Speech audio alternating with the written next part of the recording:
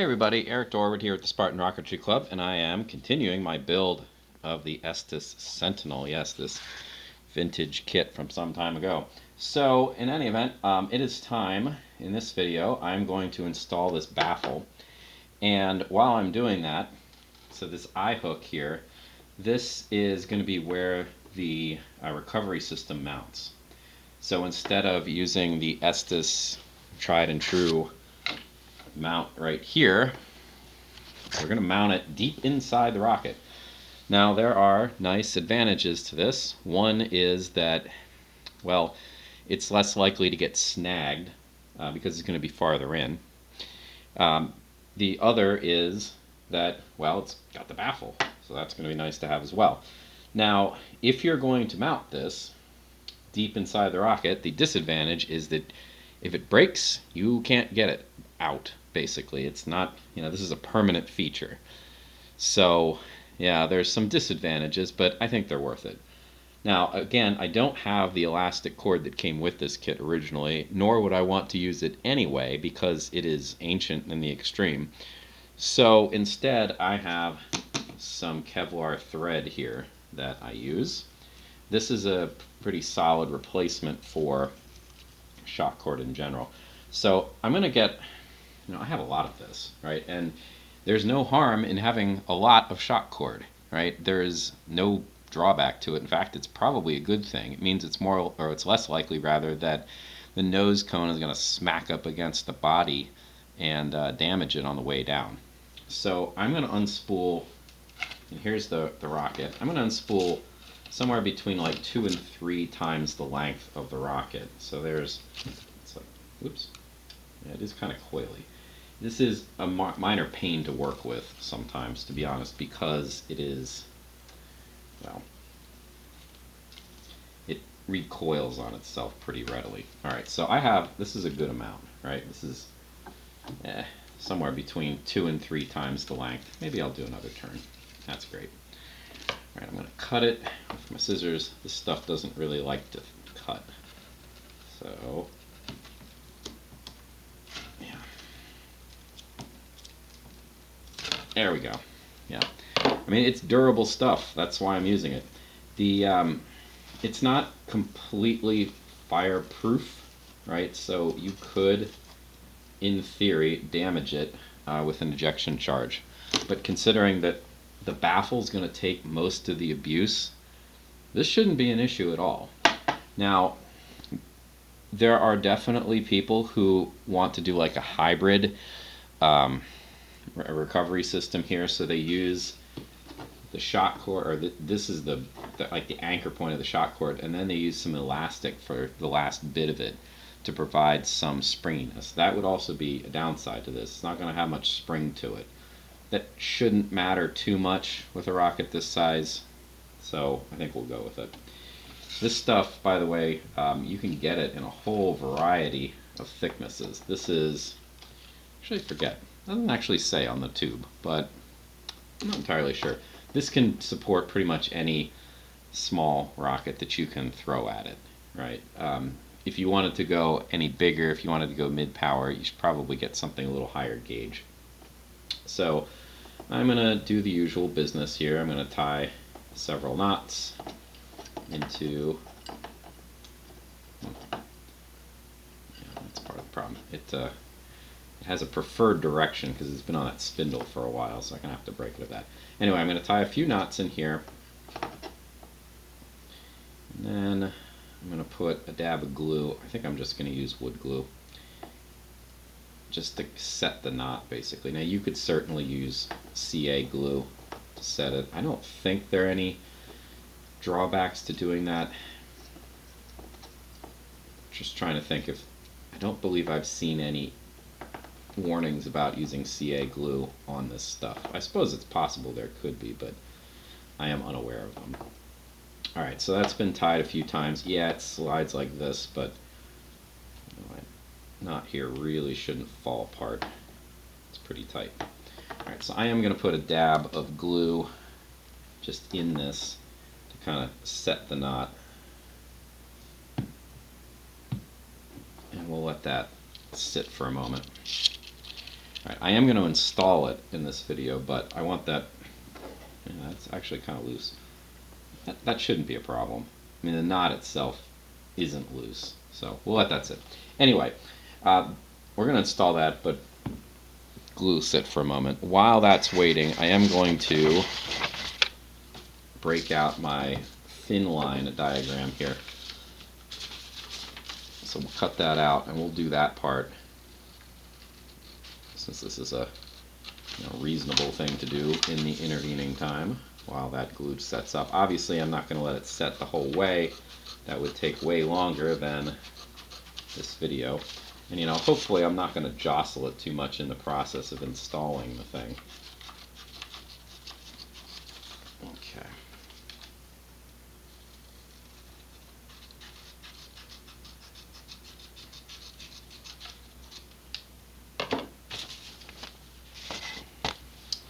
Alright, so I need some tape. Usually I use clear tape, but I have masking tape at my disposal right here on my desk, so I'm going to use that. Doesn't really make much of a difference. Don't need much. Just tear that in half. Alright, so this is going to go on the body tube. I'm going to take the nose cone off, at least for the moment. I'm, again, leaving the nose cone in there to try to reshape the part of the tube that got a little bit crunched. Alright, wrap it around and match the lines up. There we go. And the pencil.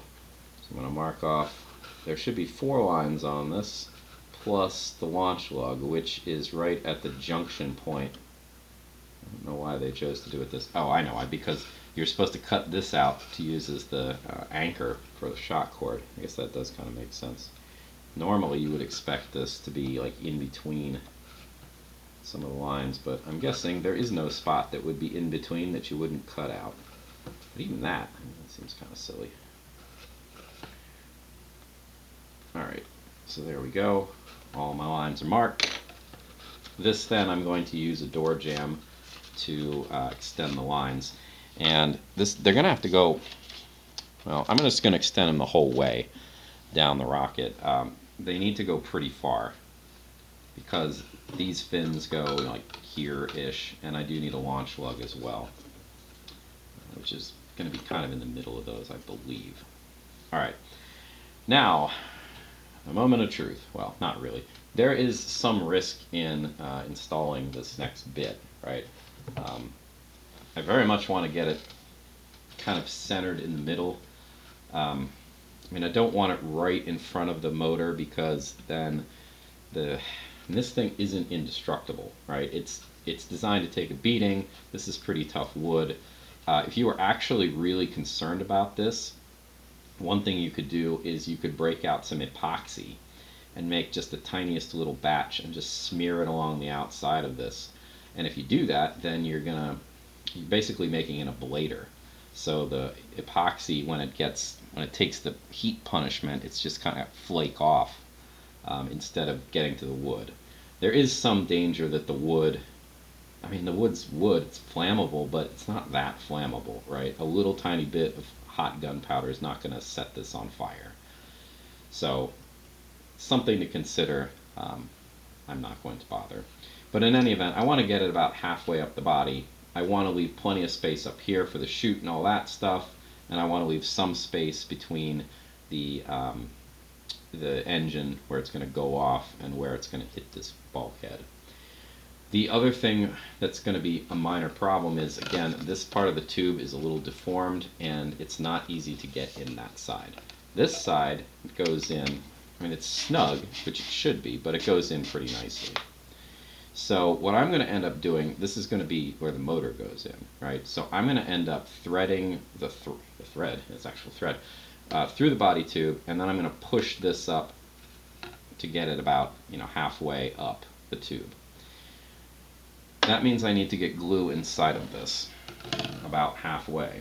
So here is my wood applying dowel that I typically use, halfway. And I could break out a ruler, I suppose, if I really wanted to, but I'm just going to kind of eyeball it I am actually going to measure where I want how far in the dowel I want to go, and I'm going to say about here, like this far seems about where I want to put the glue. So I'm going to apply glue to this, and I'm going to stick this in to my mark and spread it around. Now, the one other thing I need to think about is how I'm going to actually get this in, because I can only reach, my finger only goes this far in, so that sure isn't going to cut it. What I ended up doing, or what I'm going to do, is I'm going to use this big old wooden dowel. This, you can see it's colorful. I use this for painting. It just so happens to be the diameter of, well, not that part because there's an engine blocking away, but it happens to be the diameter of a motor. And that is, this is pure coincidence, right? This thing used to be a part of a toy bin that my kids had, and then we replaced it with something better. But it just so happens to be, pretty sure it's 18 millimeters, right? It's the same size as a motor. Whether it's 18 millimeters measured inches, I don't know, but it's somewhat immaterial. It was pretty nice. It's very convenient. I use these for painting, so whenever I paint a rocket, I just shove the stick into the motor mount, at least for 18 millimeter models, and it's it's a nice firm fit, so then I can paint without getting my hands messy or any of that stuff. I always do get my hands messy, but less messy. So I'm going to use this, and I'm going to push with it. It's quite rigid, so it should do the trick. Somewhat fingers crossed on this, but I'm pretty confident. All right, so let's give this a go. We'll worry about that in a little bit. Let's get the glue in this first. So I'm going to get some glue here. Hopefully, that might be a little light, but we'll go from there. All right, there's my mark. I'm actually going to load up the glue and then figure out the mark. Now I want to be careful about not getting glue like close up, so I'm going to try to keep it upright for a while until I get pretty far into the body tube, and then I'm going to paint it. Okay. And unfortunately, this isn't great cinema, of course, but I'm looking down the barrel of the rocket and I can see the glue, because the glue is shiny, even though it's dark in there. It is plenty shiny, and I can see where I've painted and where I haven't. Now I can see a couple glue spatters near the end, so I must have brushed something on the way. That I definitely need to clean up, because if I leave glue in there, I'm going to have a really hard time getting the motor mount in. Alright, so that was just about perfect when it comes to the amount of glue. So it's all painted up. Let's deal with that cleanup now. So maybe you can see it. Yeah, there it is. I need to clean that out. So I'm going to put my paper towel in here. Just try to clean it as best as I can. Yeah, that's pretty good. Looks pretty good. Alright, now everything else, so that glue is starting to set. I need to do this somewhat quickly. I need to get the thread through, because it needs to be pointed up, right? And this is actually somewhat difficult to thread. Go figure. You could certainly tie it to something small and try to thread it that way. That's actually not a bad idea. I probably should have done that. Here's a paper clip.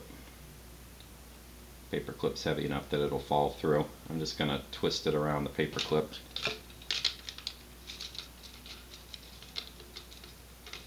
There we go. Pull it through.